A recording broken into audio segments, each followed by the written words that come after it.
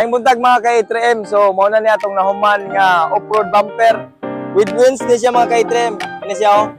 Nga kung malubong ka, pwede rin nimo siya i-on. Motorized ni siya nga wheels, naka battery drive. So iana nimo siya dito sa kahoy. So kung malubong ka, musanya din mo differential, pwede mo siya back up. Sa 4x4 ni siya mga ka-A3M nga off-road setup. So kini mga ka-A3M na lift up ni mga ka-A3M og 2 inch, kunya naka mud terrain. Nya naka-flare fender, lapok lang na siya mga ka-A3M, iwan mo na mandingan. Sunod mga ka-A3M, kini ato ang rear bumper. Kini mga ka-A3M, atong rear bumper, muna siya, steel na po ni siya nga rear bumper, customized, customized ladder mga ka-A3M, muna siya likon kayo, pwede sa kasagaan mga ka-A3M.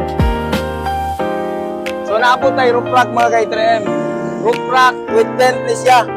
So, pakisa ni siya mga ka-A3M. Kung gusto ninyo mag-avail ani nga roof rack, bumper, lift up, off-road nga ligid, rear bumper, pay lang sa atong page or tawag sa atong cellphone number nga atong ibutang sa ato ang post.